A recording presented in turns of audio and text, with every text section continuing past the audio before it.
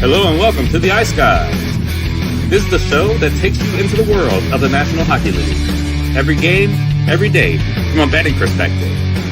With pro sports handicappers, Ian Cameron, Alex B. Smith, and various guests from the world of hockey and sports betting. And now, here's your host, Ian Cameron.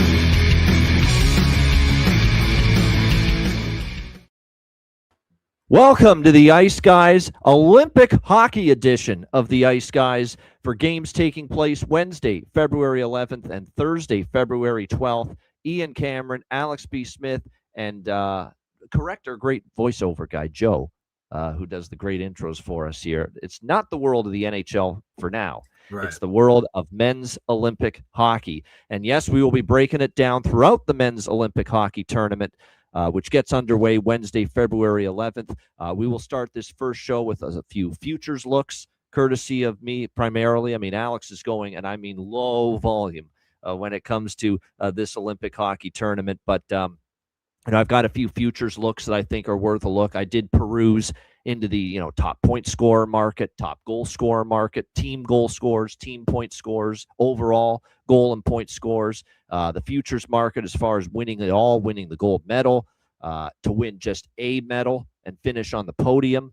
I took a look at some teams that I think have some value with that market. So we'll get into that in just a moment. But first, just some overall thoughts. Alex, I know it has been not the easiest thing in the world for you to wrap your arms around this men's Olympic hockey tournament, but we are now on the eve, as we're recording this, we are on the eve of the tournament getting underway. Where are you at as far as the excitement level right now? Well, excitement level, like I said, it's higher than it was when we started talking about this at the beginning of the year, or mentioned once it was confirmed that there would be NHL participation in the Olympics. Watching the women's game today with U.S. and Canada certainly helped with that. Shout out to Layla Edwards, first African-American woman to score a goal for Team USA in that 5-0 win over Canada. So that was a really cool milestone to witness. So, you're excited. It's still hockey, right? We love the game of hockey in all forms. And so I'm excited from that angle. But then the last couple of days, I'm looking, all right, let's dig in and get our handicapping glasses on and start looking at these lines. And you go, okay, well, there's clearly a discrepancy here between the best teams in the world that we know of, are familiar: Sweden, Finland, U.S., Canada, and then you have kind of everybody else, and you start looking at the Slovakias and the Denmarks and the host country in Italy and Germany. There's a drop-off, and so it makes it a little more difficult. You're seeing numbers that we would never see in an NHL game. We would never see a team that's minus 10,000 in an NHL game or anything even here in North America. But like I said, you have to get creative, which we do. We do that often with the NHL, so there's no reason for us to not get creative here with the Olympics. No doubt, and you definitely have to get creative as far as these Olympics are concerned, because especially in the preliminary round, we are just going to see, on paper, what are mismatched games. They are. We've got a slew of them that we're going to tee up for you pretty much here in the first this first show on Thursday and Friday games, the Wednesday and Thursday games. And there's teams laying 5 goals in one instance. The USA is laying 4 goals in their games. So like I said, you've got to get a little bit creative. It's not just like in the NHL where we're either picking the team to win the game or just, cover a puck line and win by 2 goals. No, you got to win by, in some cases, 5 or 6 goals here with some of these favorites as far as covering the puck line is concerned. So it's a unique handicap. It's one that you really only see, in an event and in a tournament like this. But still, to see the best on bet, that's the most appealing part of the tournament, is you're seeing the best players in the world represent their country, and the best players getting to play one another and really, truly crown who is the best country right now in hockey at this particular tournament. So like I said, that's going to be definitely one of the appealing parts of it. We'll start off with some tournament futures before we get into the individual games on Wednesday and Thursday, and I have a feeling this will be mostly me when it comes to this segment. But as far as the Olympic hockey tournament futures are concerned, start off with the overall, who you think is going to win the tournament. And if you look at it, you see that Canada is in that favorites range. Now, shop around, and I know as far as not just game lines and not just tournament futures, but player futures for the tournament and the individual games themselves and player props in the individual games, which we will get into because I've got player props on some of these individual games when we preview each game. Huge discrepancy in prices in some instances. So very important to shop around. Very important to have multiple sports books. Really, it's the same shit we always tell you on the Ice Guys show during the NHL season. It's just very important, to have multiple outs and multiple sports book accounts so that you can try to pick off the best of the number, in any and all instances. And that is definitely goes without saying here as far as the Olympic hockey tournament is concerned. So what I will do is I will just use FanDuel right now as far as just the futures numbers that we're seeing right now. FanDuel's got Canada at plus 105 to win the gold medal, USA at plus 190, followed by Sweden plus 550, Finland 13-1. plus 1,300, Czechia plus 2,200, Switzerland plus 3,500, Germany 100-1, Slovakia 150-1, Latvia 250-1, Denmark 750-1, and then right at the bottom, Italy and France at 100 to 1 with that. So, like I said, 1,000-1 with both of them. So, like I said, Canada the favorite. I did bet Canada. That's my biggest futures position. It's not being homer. It's just, as long as the goaltending is adequate, and that's the big mystery. Jordan Binnington is going to get the first shot. To me, there's no doubt about that. You don't play as well as he did in the Four Nations face-off and bring back, largely the same coaching staff and not have the faith in him, at least in the beginning. If he stumbles, it's a different story. But I think he has gotten some leeway because of how well he played at Four Nations, that even though it's been another struggle for Binnington in the NHL with the St. Louis Blues, Canada is going to give him that first shot. And as long as he's solid in net, I don't know who can match them as far as depth on the blue line. Nobody can match them as depth down the middle. What Canada's got going on with their four centers, it's sick. It's insane. What they've got as far as the center ice position is concerned. Down the middle, they're as strong as it gets. They've certainly looking like, as far as their line combinations are concerned, that they are going to balance things out. We'll get into more of the specific lines when we talk about Canada's first game. But no doubt, from a roster standpoint, it's a loaded team. They just need to get solid goaltending. Don't give up the back-breaking horseshit goal, if you're Jordan Binnington, which he's done this year more, quite a bit at times. But like I said, sometimes with Binnington, we've said this too about him, that he just maybe needs to be in that arena where it's a huge game, it's a pressure moment, and he just finds a way to rise above it. He's not seeing pressure moments. He's not seeing games that inspire him playing for a bad St. Louis Blues team that's having an utterly disappointing season. It's hard to pump yourself up and play your best. For some reason, he has been able to elevate each time he's been in a big moment, a big tournament, a big game. You go back to 2019 when he was so awesome in Game 7 in the Stanley Cup Final for the Blues in Boston against the Bruins. You look at last year at Four Nations, how he was able to wipe away an up-and-down season in the NHL, a big stage, and elevate and play at his absolute best level. Maybe he does it again here. And that's what you're hoping for, obviously, if you're Canada. But as long as the goaltending's decent, I think they've got a great chance to win this tournament at plus 115. U.S. certainly could. But again, as much as we talk about the concerns about Binnington, I didn't love the form of any of the American goaltenders coming into this tournament. Jake Ottinger was all right, but not great. Hellebuck was just never, on top of his form coming back from his injury. So there's concerns there as far as those two netminders for the United States for sure are concerned. And Swayman, at some point, you're not sure always what you're going to get from him. Although I think he's played probably better this year than he did last year. It was certainly a rough year for him. Certainly played a lot better this year, but there's still some questions there. And just when you look at, Canada's throwing out there Crosby and McKinnon, and McDavid, and obviously Tom Wilson's on the Mark Stone's on it's just endless. Makar and Taves now on the back end. I mean, it's just endless what Canada's throwing at you. And the U.S., it's going to be hard to just duplicate that. Now, I do love the Quinn Hughes, Zach Werenski dynamic on their blue line. That is really, really strong. There's no question. Will the rest of that blue line be able to play at a high level? So they're in the mix for sure. But I just think of the two favorites. Canada probably still does have the upper hand. Of course, they won the gold against the U.S. in the Four Nations last year. But then I start the value meter beyond Canada and the United States. That's when it starts to get interesting. You could certainly make a case for Sweden at plus 550. There's no question. Finland, to me, 13-1, just because of, there's going to be players. There's a lot of Dallas Stars, playing for the team Finland, of course. So there's a little chemistry. There's a little cohesion there as far as their team is concerned.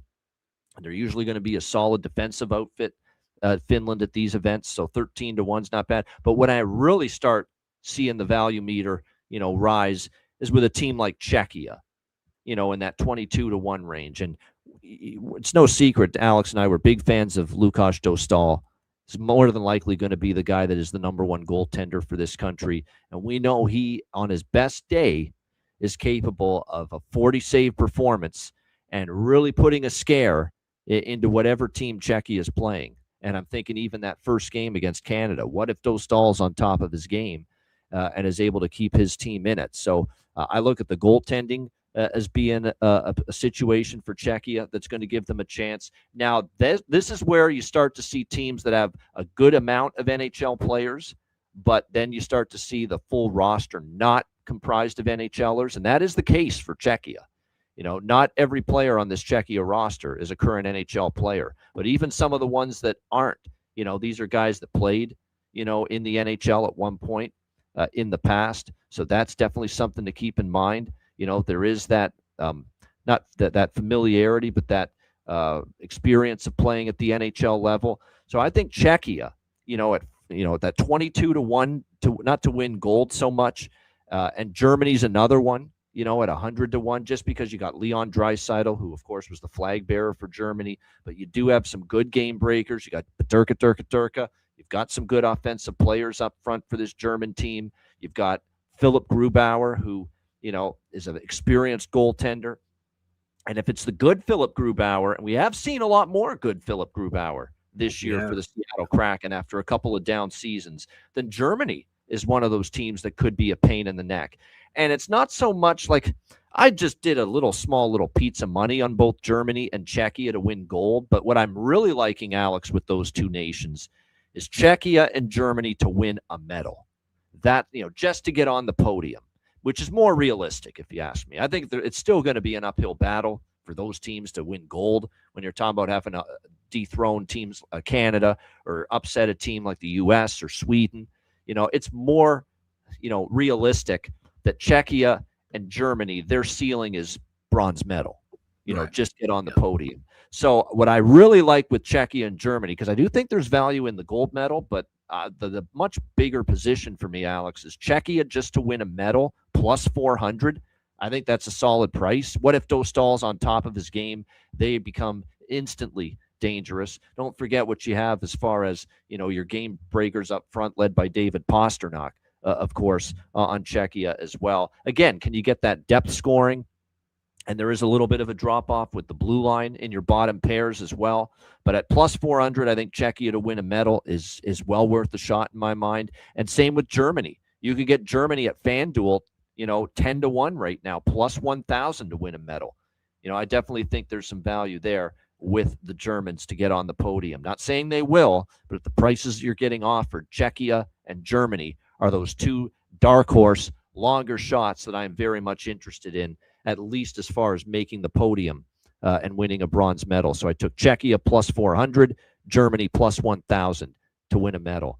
Any thoughts on the futures board, Alex? Yeah, so you mentioned Czechia, and we talked about how, having a hot goalie in a tournament style setup can really be beneficial for you. Lukáš Dostál, like I said, is the guy that we like. I'm looking at DraftKings. You can have, you can bet stage of elimination. I would take a shot with Czechia to be eliminated in the semifinals. And you get that plus 350. That's maybe the way I would kind of play Czechia. Like I said, something in that where they could, maybe reach to where bronze medal would be their ceiling. So at plus 350, that's something I would take a look at. But for me, it's Sweden.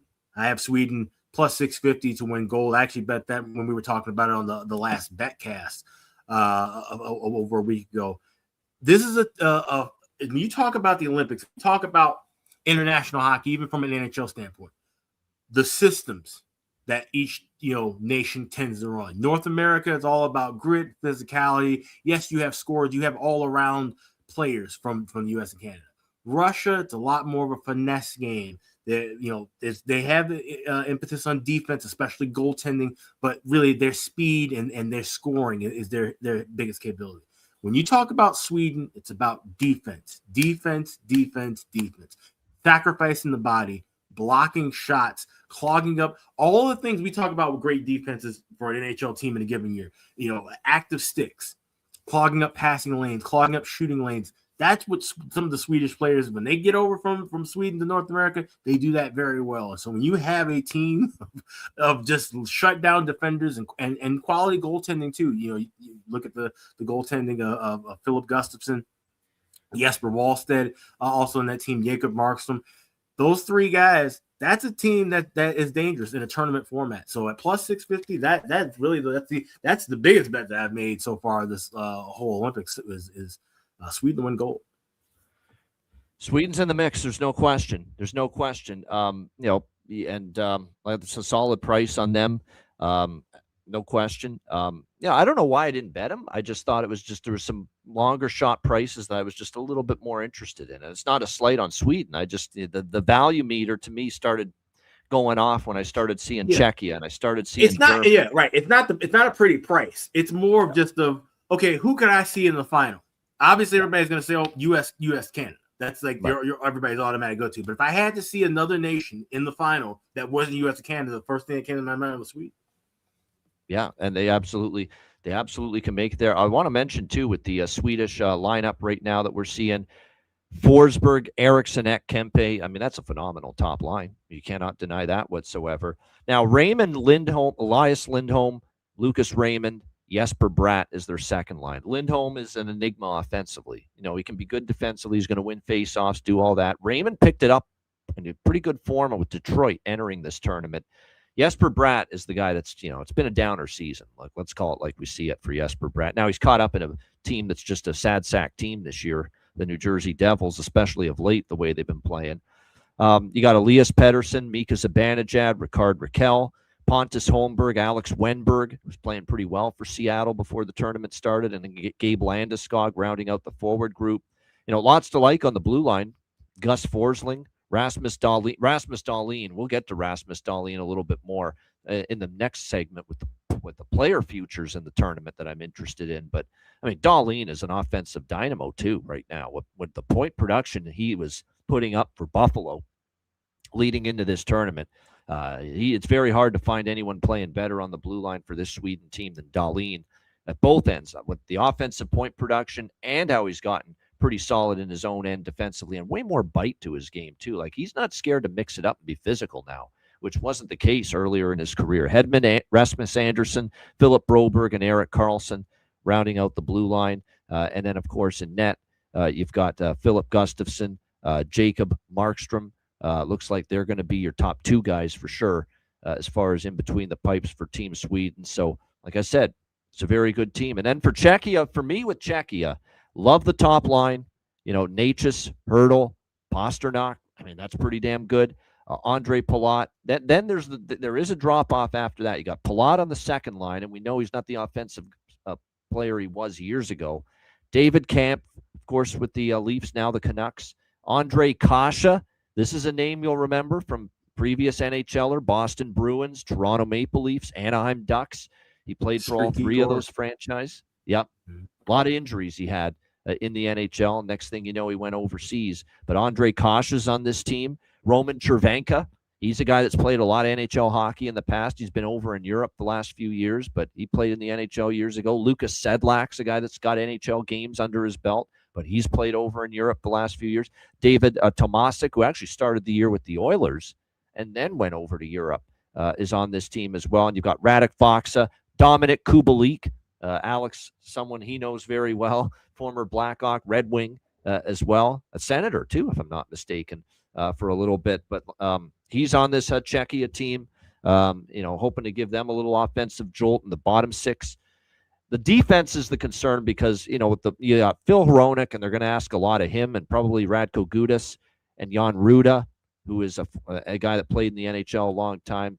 But they got David Spacek, there, Michael Kempney, who actually did play in the NHL for a bit, and Radim Simek on the blue line. So again, the depth is a concern, both up front and the forward and the forward group and the blue line. But still, I mean, if they get the goaltending, they're capable, in my mind, of springing an upset or two. And then Germany, Lucas Reichel, Leon Draisaitl, Dominic Cahoon's a guy that played in the NHL years ago, although he's primarily been over in Europe. But he's been a really good player over in Europe the last few years, Dominic Cahoon, putting up good numbers over there. Peterka, Stützle, Stakovic, and then you've got basically down the lineup Parker Tuomi, and who's actually got some solid numbers overseas as well. Josh Szymanski, Frederick Tiffels, Nico Sturm, Tobias Reed. Tobias Reeder's a guy that played in the NHL previously. So you've got some. That's what I like about some of these players on the Czechia and German teams, Alex. You got guys that are not in the NHL now, but they used to be. And they have some of that experience under their belt, and they've still been productive players with their club team over in Europe. So I think that's what gives them a puncher's chance. Just like with Czechia, German blue line depth, as far as NHL level depth, you do have to question it because after Seider, there is a decline after that with Fabio Wagner, Jonas Mueller, Kai Wisman, Leon Gavanki, and Lucas Koble. Rounding out the blue line. So, like I said, with this group on the blue line for Germany after Seider, there's some questions. But again, when you're going to be having Philipp Grubauer getting the primary assignment as your number one goalie, and if he can bring that form that we saw at times with Seattle before this tournament, Germans have a chance. And remember, Leon Draisaitl, any given night in the NHL with Edmonton, and it goes without saying here in this tournament for Germany, he can go nuclear on any given night. And if he does that, and you get Grubauer turning back the clock, looking like the Grubauer in his best days, German team can be dangerous. So that's why I found the value with some of those two teams in particular, as far as their futures prices. As far as player tournament long futures, I've got a lot, but I'm just going to really for the the Patreon card. And again, check the Patreon page because I will be posting this. This will be posted probably overnight Tuesday, so you'll see it first thing Wednesday morning. I'll have the full card of futures props and futures bets that I've made. But for the overall tournament long futures involving top point scorer, top goal scorer, there are a few that stuck out. Joel Eriksson Ek props for Sweden and Rasmus Dahlin props for Sweden. Very much interested with both of them, simply because Eriksson Ek was really rolling going into this tournament, playing very well with the Minnesota Wild. Same thing with Dahlin. Dahlin, for instance, top point scorer, or top Swedish point scorer, which was as high as 20-1. It's down to about 10-15-1 at most spots, but still pretty good value. Like, he could pile up the points from the blue line, and not just assists, but he's been chipping in some goals lately too. Remember, he had a hat trick for the Buffalo Sabres. I think it was against Toronto, before the Olympic break. So Rasmus Dahlin is live as top Swedish point scorer in my mind. Finland goal scorer Michael Granlund was red hot for Anaheim. He's already going to be up on the top line for Finland to start the tournament, if you believe what the line combos are saying right now. Now, these could always change, before the first game. But right now, we're led to believe Granlund's on the top line. And with the way he's been scoring goals, I think at plus 800, Michael Granlund, top Finnish goal scorer, I think it's well worth a look.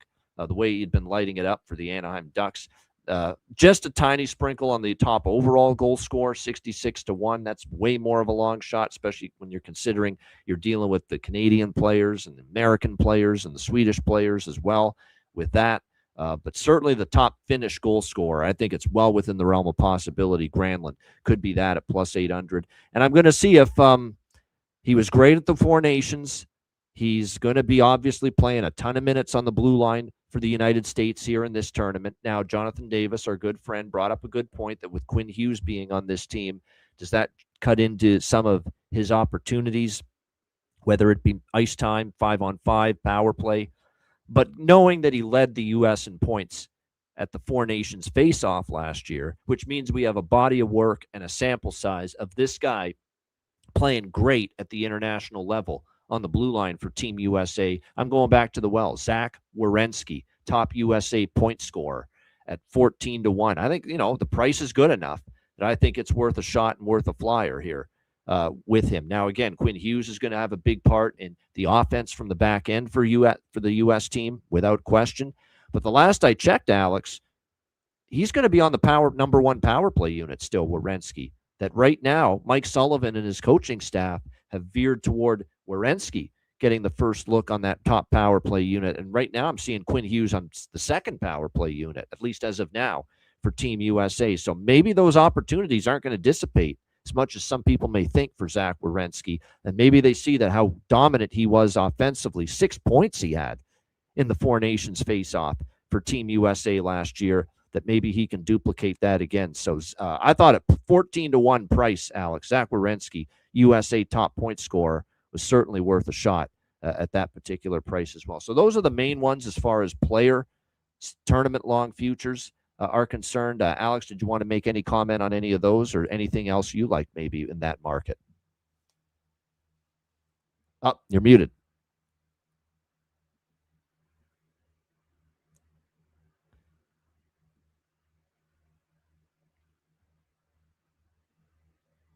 Oh, well, we lost Alex for a minute. Yeah, he was muted for a minute. We'll see if we can get him back in just a moment. But, yeah, I mean, those are definitely the ones that stood out. You know, it's funny with Canada and their future. It's a little bit more difficult with them, if you ask me, as far as what we're going to get from Canada with their futures. You know, to me, there was not a ton that immediately jumped off the page at me as far as that is concerned.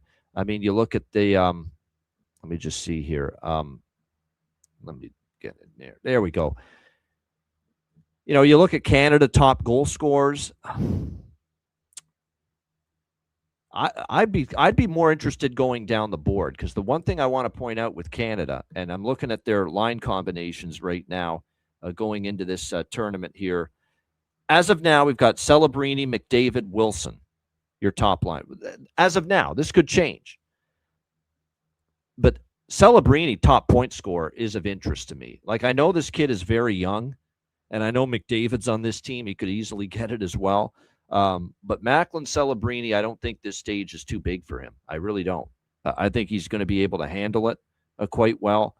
He's made this team for a reason with how dominant offensively he's been for the Sharks. So I still think Macklin Celebrini, you know, could emerge, you know, as maybe the top point getter here for Canada in this tournament. I know it's insane to say that. He's not even 20 years old yet, and he's in his first Winter Olympics and major international tournament. And yet he could still be the top point scorer for Canada on a team with McDavid, McKinnon, and Crosby on it, which is crazy to say, but I still think it's quite possible. But as far as the top goal scorer for Canada, I'm hearing Reinhart might move up the lineup. There's people starting to think that Reinhart won't be on the fourth. Like, they've got him on the fourth line with Horvat and Hagel. And who are we kidding? That's not really a fourth line. I mean, that's good enough to be a top line with most teams in the NHL. But on Canada, it's the fourth line. He could move up still. And keep in mind, he is still going to play top power play unit, most likely. And he's going to be playing on a top power play unit with McKinnon, Crosby, McDavid, and Makar. And guess what? Newsflash, other than maybe McKinnon, lesser extent McDavid, he's the shooter of that group, Sam Reinhart. No question about that. So he's still going to get his looks, and he's still going to get his opportunities to put the puck in the back of the net. So I still think Sam Reinhart, when you start to look at that plus 1,600 range for him to be the leading goal scorer for Canada here in this tournament, it's worth a shot. I haven't bet it yet, but just throwing out some leans here. And if he is on the top line, and stays and starts the tournament there with McDavid and Celebrini, Tom Wilson, who another very worthy candidate making this team at plus 1,400 or so to be the leading goal scorer for Canada in this test. 1,600 it is for him as well. So those are the ones that kind of I'm interested in as far as top goal scorer for Canada, Wilson and Reinhart in this tournament. And like I said, for Canadian top point scorer, I start to get interested at Celebrini 9-1. Even the captain, Sidney Crosby, who's still having a great year and churning the points, 10-1 is not a bad option, as far as points go. A lot of people I know that I've talked to love Mark Stone. Mark Stone's had a propensity to produce here at these international events. So there's some good options there. And then last but not least, Team USA. again, other than Werenski, that's the main one for me that I looked at as far as point production. Quinn Hughes plus 550 ain't bad. I mean, I want nothing to do with Matthew Tkachuk plus 900. I mean, Matthew Tkachuk's offensive game has just not really fully come back, quite honestly, since he returned from injury. So I wouldn't be interested in that much. But to me, with the point score prop, Werenski was the clear best value at 14-1. I would say for the goal score for Team USA, again, I haven't bet a USA goal score, leading a goal score prop for USA, but the value starts to go off for me. I mean, Matthews plus 200, no thanks. Eichel plus 500, he could, but no thanks at that price. Jake Gensel, he could, but again, at that price, plus 700, no thanks. I get more interested in the likes of a Brady Tkachuk, or not Brady Tkachuk, Tage Thompson plus 800, Matt Boldy plus 800. That's where I start to get a little more interested. I would even go down the board here. Why not Brock Nelson at plus 5,000 with the way he's been just absolutely ripping it up with the Colorado Avalanche at the NHL level coming into this tournament? So that's where I start looking at the value for USA lead goal scorer. Thompson and Boldy in that plus 800 range. And then if you really want a value long shot, I would maybe consider Brock Nelson 50-1 with the way he's been going. I think Alex is back. Anything in the player futures? Yeah, that's interesting about Brock Nelson. That was when we talk about the first game for the U.S., I actually have a little lean toward Brock Nelson. But as far as tournament player props, I was looking at Joel Eriksson plus 650 to lead Sweden in goal scorer, but I like even better at plus 150. It's a great bargain bin value, but 3 goals or more for him. I think he's going to be a guy. His game, we talk about it, like I said, his game translates anywhere. He stands in front of the net. He gets those tip-ins, those redirects.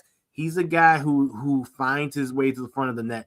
And I think that's going to be just as imperative here with the international game. And let's keep in mind, too, we haven't talked about this yet.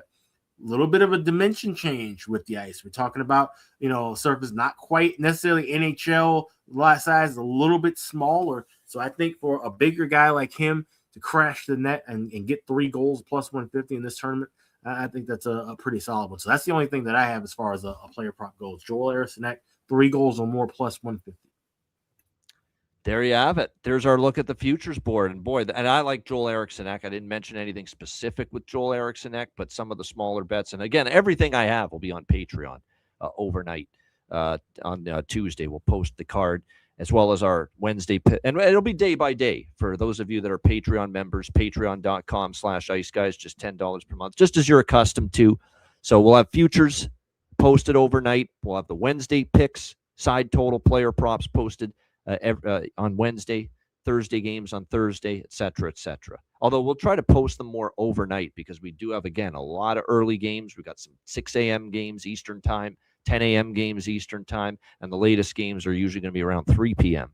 Eastern time. So we'll try to get those posted on the page overnight, the overnight before the day of the games, just like we're doing this, recording these shows at night, the day before the games take place. Speaking of the games, it's time to break down some games. We've got 2 games on Wednesday to start, and then 4 on Thursday. We'll cover all 6 of those games here on this show. We'll start with Finland and Slovakia, the first game of the tournament. And what I did on the screen is I put the money line price, but I also put the puck line number as well. So we got Finland laying minus 425 on the money line, minus 2. That's reversed there. There we go. Correct that.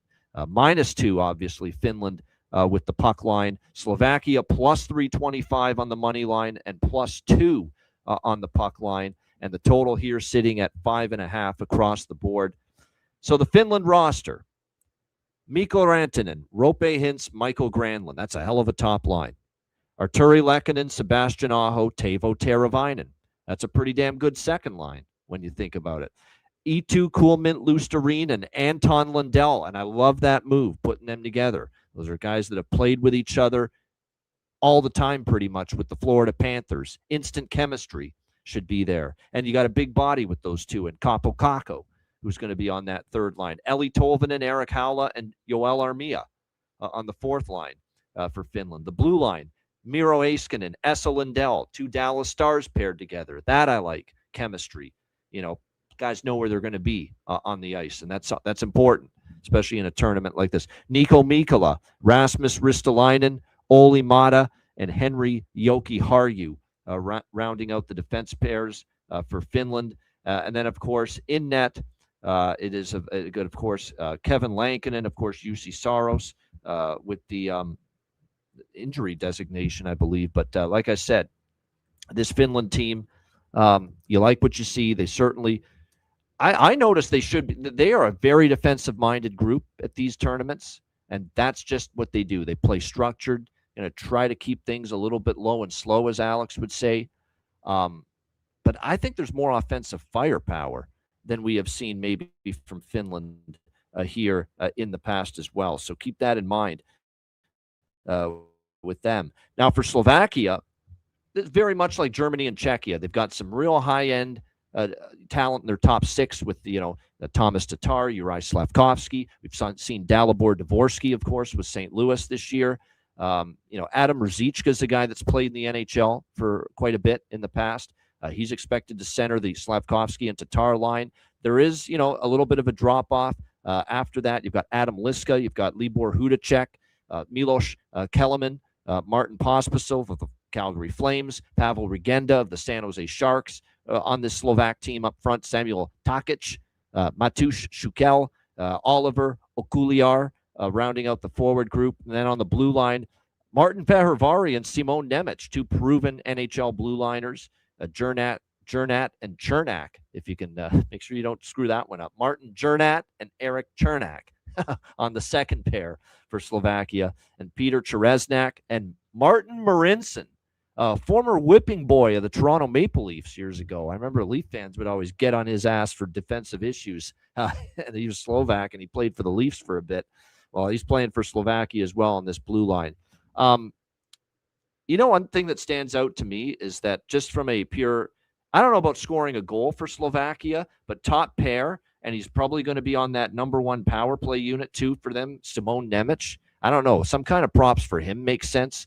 Probably worth a look. He's going to have to produce some offense from the blue line for this team, because once you get past the Tatar line, that top line, there's a drop-off for Slovakia. You're going to have to generate from the blue line. So from a prop standpoint, anything Simon Nemec makes sense to me. Goal prop, assist prop, point prop, power play point prop, all of that I could see being some good value there for Slovakia here in this one.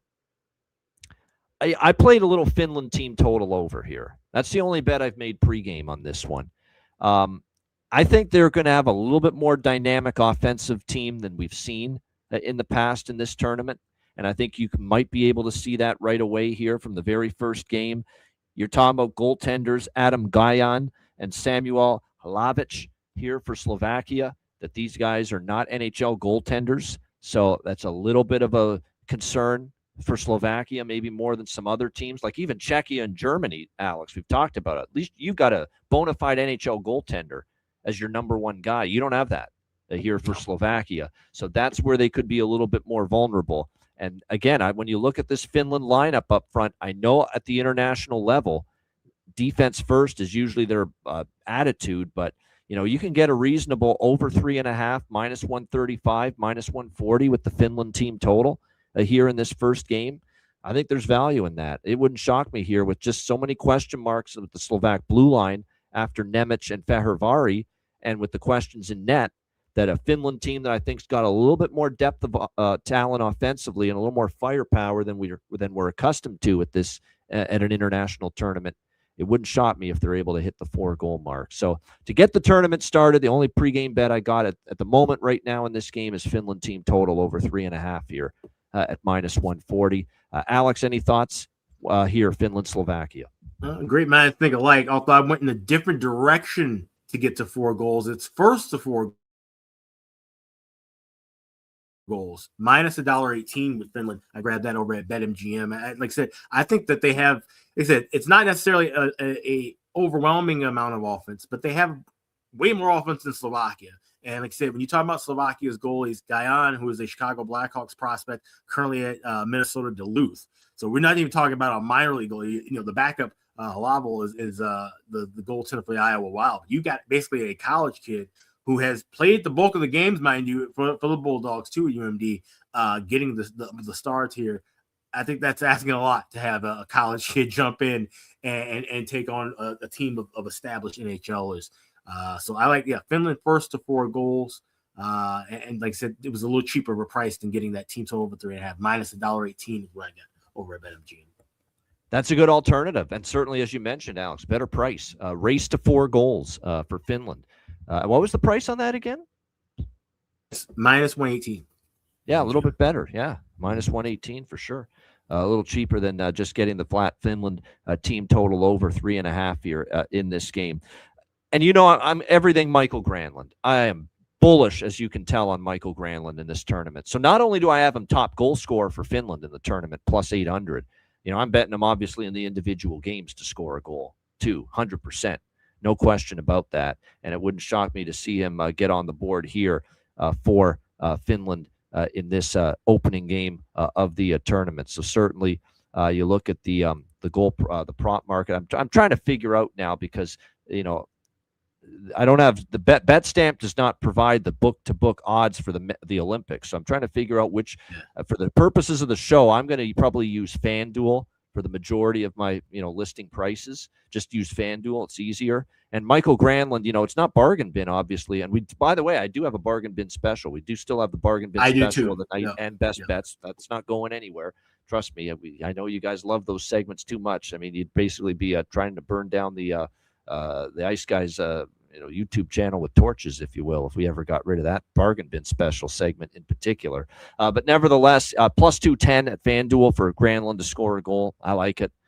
I would say Regenda, if you're looking for like that bargain bin value type of look, Pavel Regenda for San Jose was playing pretty well. Now he's slated to only be on the, for Slovakia rather. He's slated to only be for Slovakia on the third line for them to start this tournament. I feel like that could change at some point. That would not shock me.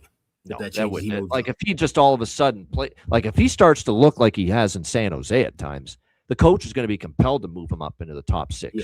If he's starting on the third line, but he is going to be on the power play. He's slated to be on the second power play unit as of now, so he's going to get looks with the man advantage. So Pavel Regenda would be a nice little value look, I think, for Slovakia. Again, in that bargain bin range, he's plus 340. To score a goal at FanDuel. All right, Italy and Sweden. This is the second game and the final game on Wednesday, the first day of the tournament. It's weird that they've only got 2 games Wednesday to get the tournament started, and then they go to the 4-game daily format on Thursday. But nevertheless, the hosts, Italy, against Sweden. What a tall order for their first game, but I'm sure it's going to be a great atmosphere, though, because I know about the European fan base. It could be frickin' a peewee Bantam hockey team versus the Florida Panthers. And if that Pee-wee Bantam hockey team resided in Europe, the place would be packed and they'd be cheering that team still full gusto, regardless of a potential mismatch. So it will be a good environment, I'm sure, in the arena for the host nation, Italy. Right now, Sweden, there you see it, minus 10,000. Money line price here, plus 3,000 for Italy. 5.5 is the puck line number. Minus 5.5 goals, Sweden, plus 5.5 goals, Italy, and 6.5 is the total shaded to the over here in this game. I got 2 bets here, and I'm going to get too cute, but what are you going to do, man? You got to get creative when you're looking at betting lines like this with a minus 5.5 goal favorite. I took Italy plus 5.5 here for a bet. I did, and I know this is going to be me on an island possibly with this kind of thinking, but Sweden's got a chance, obviously, to win gold. Alex likes them to win gold. There's no dispute on that, and we know how loaded they are. But already we're hearing William Nylander, probably not going to suit up. Like, I don't think they're going to throw him in there if he's still dealing with a bit of a groin issue. So I would be surprised if he plays here for Sweden. Now, they've still got a lot, when you talk about Forsberg, Eriksson, Kempe, Raymond, Lindholm, Bratt, Pettersson, Zibanejad, you go on down the list. But still, it's your first game there. It's trying to assimilate that chemistry. And we talked about all these situations where, like, for example, Lundell and Luostarinen are playing together for Finland on a line. I'm not seeing quite as much of that here with Sweden. Like, you already look at, you got a Detroit player, a Boston player, and a New Jersey player on their second line. You got a Nashville player, a Minnesota player, and an LA player on their top line. I'm not seeing that instant chemistry right away. Pedersen, Zibanejad, Raquel. There's another line with a player from a different team on in each position on that line. So again, you're just talking about getting that chemistry early. You're talking about it. And one thing about Italy and their roster, if you look at it, it's to make this team and be part of this Italian team. You got to have some kind of Italian connection through your dad or your mom. Got to have some kind of Italian descent, Italian heritage. Or you've got to play for a club team that's got attachment to Italy and or in the league that those Italian-based club teams play in, which is the ICEHL, the Ice Hockey League, they call it, where there's a Bolzano team, I know, from Italy, among others. And there's teams from Italy, teams from Austria, and Slovenia, I believe it is, in that league, the Ice Hockey League. So that's, Slovenia, Hungary, and Italy. It's club teams from those three countries.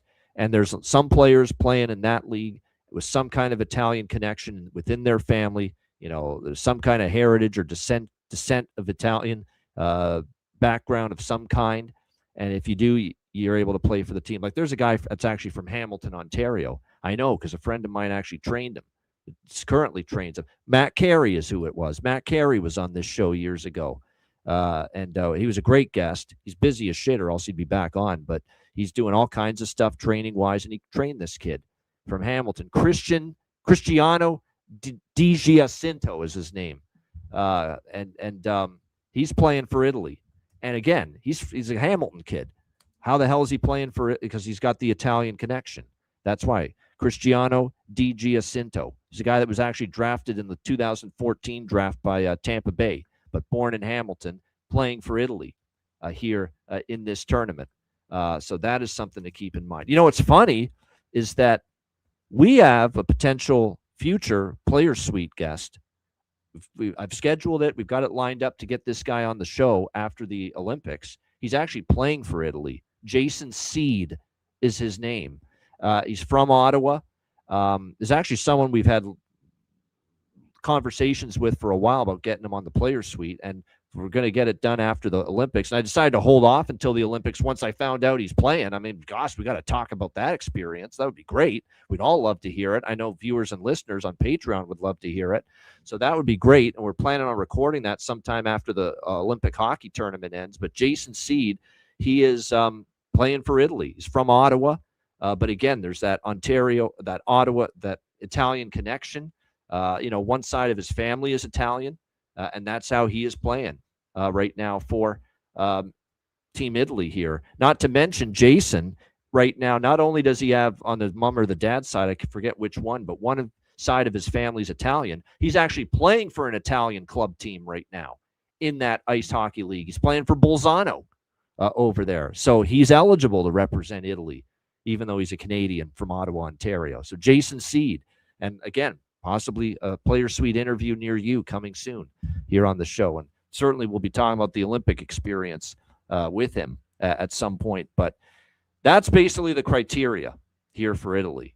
You've either got to have a mom or a dad on that side, either side of the family, Italian connection, and or you got to be playing for an Italian club team or in that league.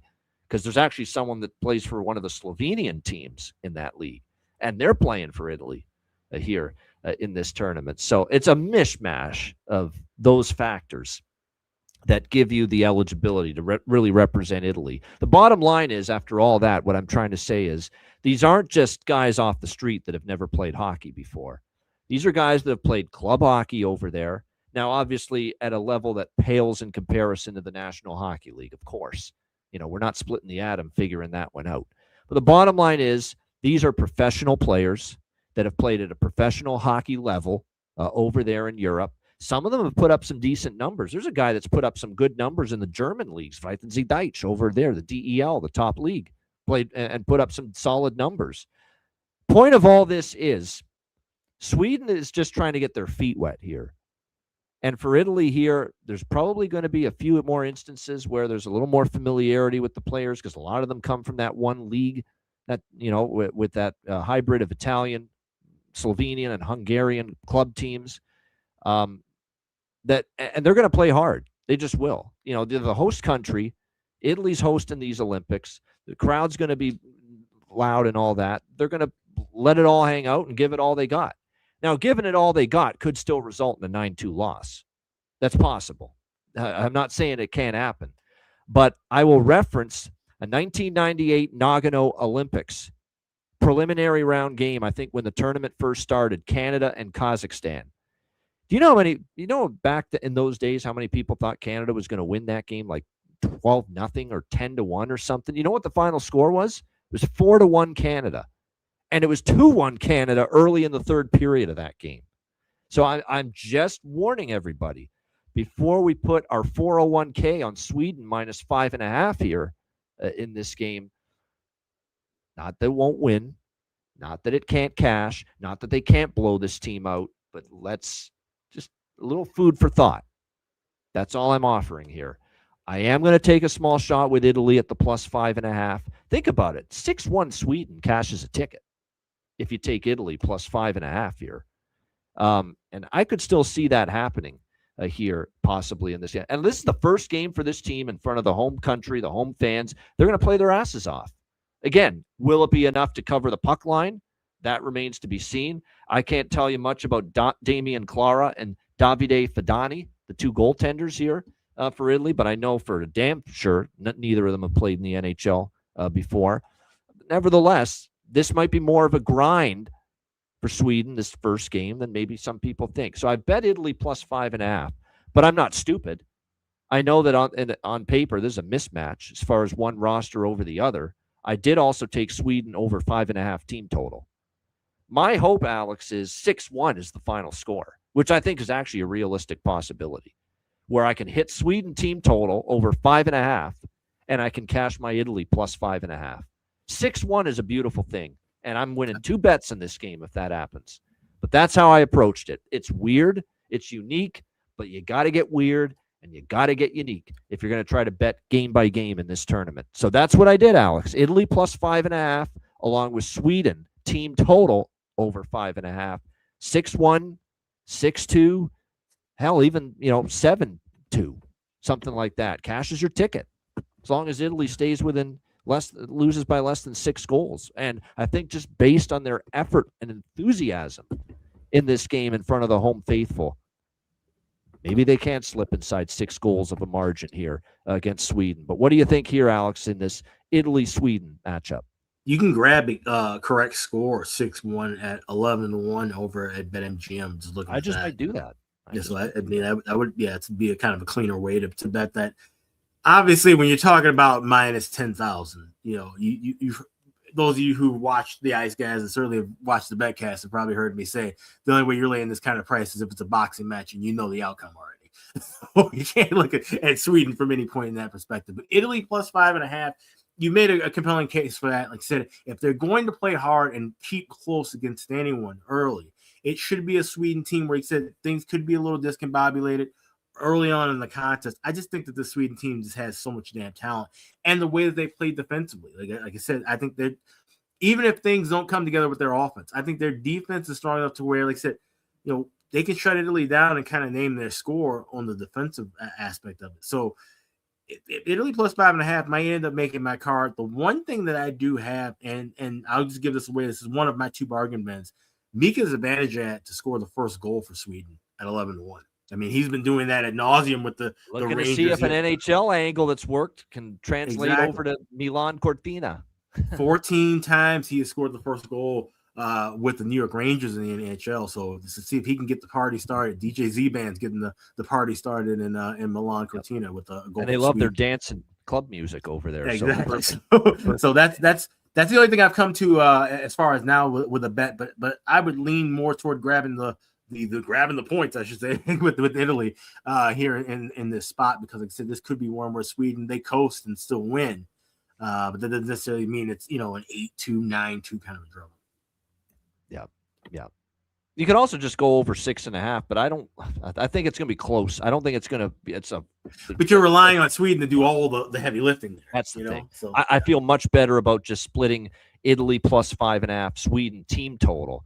Because Sweden's going to do the heavy lifting offensively anyway. That much I think everyone knows is going to be the case here in this game. So that I don't mind doing whatsoever. You mentioned it as far as the Mika Zibanejad, that 10-1 type price range for first goal scorer here in this game. As far as goal props here, I'm just going to look at what the numbers and the prices are here on the at FanDuel as far as props are concerned here for this game. Let me just see here.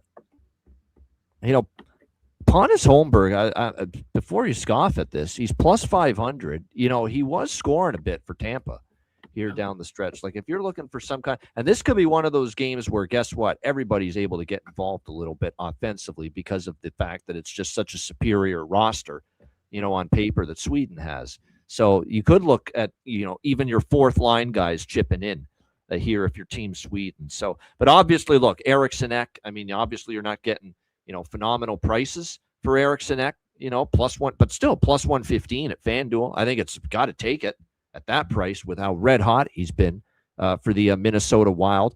You could even sprinkle on, 2 goals, over 1.5 points, those kind of things. Lucas Raymond was in good form. Hell, you mentioned Zibanejad, first goal scorer. Mika Zibanejad's one of the few guys that was consistently putting the puck in the net for the New York Rangers in the NHL before this tournament started. So Zibanejad, is probably not a bad option. And maybe now, you know what, you're going to see even Zibanejad turn it on more because he's not playing for the sad sack Rangers anymore.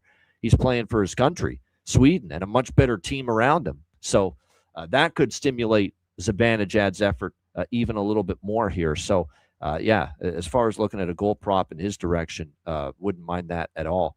All right, so that's Wednesday, and now we'll turn to Thursday, where we have the first of 4 taking place here. It is France and Switzerland. Note the start time on this game. 6:10 a.m. Eastern, 5:10 a.m. Central for Alex on Thursday morning. So make sure you're aware of the start time. But yes, France, Switzerland, again, money line minus 2,500, Switzerland, France plus 850. And again, minus 3.5 on the puck line for Switzerland, plus 3.5 on the puck line for France, 5.5 the total here in this game. And that is currently, let me just see here. It's around it's 5.5 basically here, minus 110. The total here with France and Switzerland. This is one where you look at France here. There's a couple NHLers. Tessier is there on this team. Pierre-Edouard Bellemare is a guy that's played in the NHL. I don't think currently he does, but he certainly did for many years.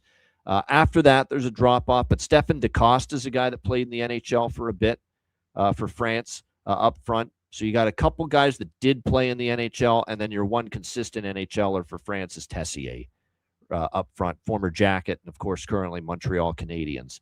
You got nobody on the blue line currently that's an NHLer for France, and that's where concern grows for them.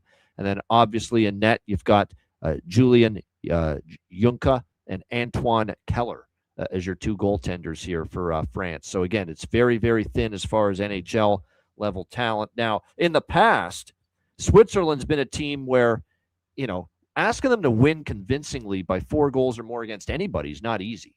Like, they're a solid team, they're very sound, but now all of a sudden you've got a Switzerland team that's got some offense now. This is not the same old Switzerland, kind of like Finland, Alex. They've evolved and they've gotten deeper offensively. You got Kevin Fiala, you've got Nico Hischier, you've got Dennis Mulligan, who played in the NHL for years. Nino Niederreiter. Sven Andrighetto's another guy. Andrighetto and his mother cried. Yeah, Sven Andrighetto for Switzerland. Former NHLer, though, for a bit. Philip Kurashev, Pius Suter, Timo Meyer. You got a lot of talent up front there that's NHL talent and capable of putting the puck in the net. Roman Josi anchors the blue line. J.J. Moser is back there as well. Dean Kukin is a former NHLer. He played in the NHL for a bit. Jonas Siegenthaler, of course, still with the Devils, formerly Capitals. So you got 3 NHL blue liners and a guy that used to play in the NHL on the blue line for Switzerland. So this is definitely a solid, formidable Swiss roster, up front. And then, of course, on the blue line, as well. And here's the thing in net. You've got Akira Schmid from the Vegas Golden Knights, and you would think he's automatically, because he's the guy that's the NHL guy of this goaltending tandem that's going to start. Not the case. because how dare you besmirch the Swiss legend, Leonardo Giannoni. This guy has been around for a very long time. He has been consistently really good in Swiss club hockey over the years. And he's in his 30s. He's been around a while, and he's played in these Spengler Cup tournaments, and he's played for his club over there in Europe for a very long time. And I am telling you, I have seen Leonardo Giannoni for Switzerland play very, very well in international events before. He's come close to stealing games before for his teams. You know, he's played with Davos. He's played with Bern. He plays with Zug right now in the Swiss league over there. And his numbers over there are consistently very good. Don't sleep on him. I'm serious. Don't sleep on Leonardo Giannoni. He can play well for the Switzerland team in net. So I'm kind of thinking France team total under here. And I respect Tessier and Pierre-Edouard Bellemare, but you don't have a whole lot as far as proven game breakers offensively at the NHL level beyond that if you're France. And I'm willing to think Giannoni, from everything I've read, Alex, the Swiss coaching staff is thinking of making him the number one guy, or at least giving him this first start over Akira Schmid here for Switzerland. And like I said, this guy's a really good goalie over there, and he's played good in international events. This could be one of these games where it's tough sledding for France to find the back of the net early and often. So again, this is not a game I've bet yet, but France team total under of some kind. Now you're going to have to be careful with this, because even the 1.5 with the team total under for France, it's minus 210. So this could be one of these deals where, you know, you got to get it to 1, probably under 1. And then you're just basically a shutout is going to be what cashes it for you.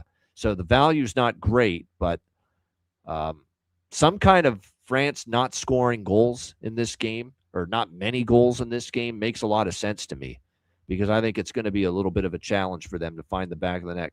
And Giannoni, to me, like I said, this is a guy that's a pretty damn good, of non-NHL goaltenders.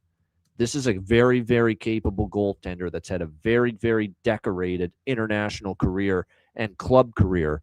Like, I'll rhyme off what he's done. Spengler Cup champion 2 times, Spengler Cup All-Star, IIHF World Championship silver medal 3 different times, including this past year, 2025. And he played great for Switzerland in that most recent World Hockey Championship. World Championship MVP, World Championship best goaltender this past year, 2025 as well. So again, Giannoni, man, don't be shocked if he not only starts in this game, but plays pretty darn well for Switzerland. Alex, what do you think here, France, Switzerland? I'm honestly curious why this guy has never gotten a call from an NHL team in all his years. Is looking at his number. I mean, this is going all the way back to, you know, the 2006-2007 season when he was a rookie. Like, this guy has been posting some serious numbers over in the Swiss league. Now he's a little undersized I'm sure by NHL scouts, and that's probably the reason why they've all overlooked him, even though he seems to be a terrific goaltender. But at 5'10", 160 pounds, that is part of it. Yeah, that's not desired in the NHL today. They'd rather have big 6'7" stiffs who, you know, get lit up left and right. But that's a whole other story. This looks like it's all Switzerland all day, and I was tempted to kind of take a shot. I found, like I said, shop around price discrepancies. I was actually going to look at a draw on this, because I saw plus 850 available at BetMGM, whereas only plus 650 at FanDuel. So you have these kind of weird up and down prices that you'll find because people aren't familiar with these teams, right? Like you said, only the handful of NHLers that you may or may recognize, and most of that's on Team Switzerland, so therefore they're the larger favorite. So I don't have anything in this one. Like I said, I was going to look at a draw, but now looking at how strong the goaltending is with Giannoni, that's a clear advantage on top of all the NHL skaters that you have with Switzerland. This should be one. Maybe take a shot with laying the 3.5 of the Swiss, or going with some kind of a team total combo. But like I said, nothing official for me. All right. Like I said, I mean, that's the problem. I did have France team total under circled, but pregame at under 1.5 minus 210. I'm not laying that. You're gonna have to hope maybe France, maybe pots an early goal, and then you bet a live team total on. That might be what I do. Hope that maybe Switzerland's asleep, gives up a cheap one early, and then you'll get a better adjusted number on the live team total under here for France. But like I said, I've seen enough of Leonardo Giannoni to know this is a guy that's capable of playing well. You going to be awake to bet live? That's another question entirely. I don't know. In all honesty, Switzerland does not scream, let's wake up and rush out of the bed at 6:10 a.m. Eastern time and turn the TV on. But that's just me. Yeah, we may not be doing that. We will be turning it on, waking up and being up and at 'em and turning on the TV for this next game, though. Canada and Czechia on Thursday, 10:40 a.m. Eastern time. Right now, we've got Canada here minus, it looks like 600 is what we're looking at here as favorites in this game, plus 430 for Czechia. The minus 1.5 for Canada is a pretty steep number. I do want to point that out. We're looking at FanDuel, minus 1.5, minus 215 here for Canada to lay minus 1.5 on the puck line. If you're going to take the plus 1.5 with Czechia on the puck line, you actually get a nice plus 172 return at FanDuel, which is not bad. 6.5 the total here in this game. I expect Lukáš Dostál. I have no reason to think otherwise as far as the matchup in net here on Thursday with Canada and Czechia. I'm trying to figure out how to bet this in some form, believe it or not. Not Czechia money line or necessarily puck line. I think Lukáš Dostál, I hope there's a saves prop for Lukáš Dostál, because that's one thing that does stand out. That he obviously is probably going to face some rubber. We know how utterly loaded Canada is with all four lines are dangerous. We know that. I mean, look at the center ice position. Are you shitting me? McDavid, McKinnon, Crosby, and Horvat down the middle. Like, how the fuck do you compete with that? Just from the center ice position, Alex. 1, 2, 3, 4. How do you battle that? How do you handle that? Like McDavid, McKinnon, Crosby, and Horvat. Crosby's a third-line center starting this tournament. That's nuts. It's crazy. And Horvat's a great player, having a great season with the Islanders. He's the fourth-line center for this Canadian team. That's nuts. Absolutely bonkers. Banana lands what kind of roster they have up front. But again, the deck of cards comes tumbling down if Binnington looks like Binnington of the St. Louis Blues this year. But again, he's also shown that ability to flip the switch, rise up in those big moments. The Stanley Cup Final Game 7, the international tournaments, the Four Nations last year. And then the blue line is sick too. Devon Taves, Cale Makar, Josh Morrissey, Colton Parayko, Thomas Harley, Drew Doughty, Shea Theodore. I mean, there's just loaded group. I mean, there's a reason why they're favorites to win this thing. It's because A, they won the Four Nations last year, and B, it's a loaded group, forwards and D. And it's going to be, can Binnington at least just be solid and serviceable? And they haven't announced formally John Cooper and his staff, Alex, who's going to be the starting goalie, but dollars to donuts. It's absolutely going to be Jordan Binnington because of what he did last year. So this is tough, Saves over for sure. I can tell you that right now. Saves over for Dostal. I'm interested because he's a guy that I think could face a ton of rubber and make saves and not get lit up if he's on his game. And he's going to be fired up. Anybody's fired up when you're playing Canada. So don't be surprised if he faces a lot of rubber and makes a lot of saves. And I'm not a big saves prop guy, but that's one that clearly I'm interested in here for this game. We haven't mentioned this type of bet yet, and I'm going to mention it for the first time. First period over here in this game, Canada and Czechia. I'm going to look in that direction here. One thing I remember about Four Nations, first period overs, especially Canada involved, had a lot of them. A lot of those Canada games in the Four Nations off the top of my head got 2 goals early in the opening 20 minutes. There'd be a couple games where it would slow down a bit after that. But I know for a fact, and Four Nations games in general, there were a decent amount of first period overs there. Now, again, that's over in North America, that tournament. This is different, over in Europe. But again, I still think, we could see a frenetic start here. Canada, I could also see, Canada's obviously got all kinds of offensive firepower, but they could be so excited and, adrenaline flowing that maybe there's a bad turnover, a bad mistake or something that happens and the puck ends up in the back of their net. And don't sleep on Czechia's ability in their top 6 to make you pay, because they're sending Natchez and Hurdle and Pasternak and guys like that are going to be in their top 4 forwards. Palat's there. You got guys that are even down the lineup that have NHL experience. Foxa, Sedlak, Tomashek, Cervenka, Kubalik. They've scored goals at the NHL level before. I think asking these teams to get 2 goals combined at the very least in the opening 20 is possible. I'm going to look for a live. I'm probably going to dabble in over by Fecta here, Alex, but I'm more interested in the live over. If I get a 5.5 at some point, I will definitely hit that during the course of this game. But that's what I'm looking at here. Over by Fecta, more so like in the first period over here in this game with Canada and Czechia. And if it's offered, and I'm sure it will be before, at least hoping it is, before puck drop Thursday morning, if we can get some kind of Lukáš Dostal over saves prop, I'm interested in that for sure. I'll be betting that for sure if I see it. Lukáš Dostal over saves here for Czechia. Yeah, I'm seeing it at FanDuel right now, Alex. Over 1.5, minus 146 is the price with the first period over here, Canada, Czechia. What I'll probably do is I'll bet it small pregame. Can always get it to drop a little bit in the first couple minutes and maybe get a better price during the game. But I have not mentioned many over by Fectas yet. I love them in the NHL. It's because I'm not convinced a lot of the games we've talked about so far are strong over games. But this is one where just, Canada imposes their will and their pace, and they just come at you in waves with the 4 lines they're rolling out that I think we get probably a frenetic start and at least a couple in the opening 20 minutes. Alex, what do you think here, Canada, Czechia? As much as we love Lukáš Dostal, this is, like you said, an embarrassment of riches for Canada, and basically an all-star team on steroids. I have the over 6 minus $1.20 at BetMGM. I thought that was a crazy price available. Wow. Everywhere else is saying 6.5. But yeah, but it's flat 6 and minus $1.20. I grabbed that right away. And I would take a small shot with Czechia to score in the first period. I'm seeing over half a goal plus $1.10 at FanDuel. Maybe even sprinkle on both teams to score pregame plus 190. You can even wait for that live to go jump into that $2 price range or higher.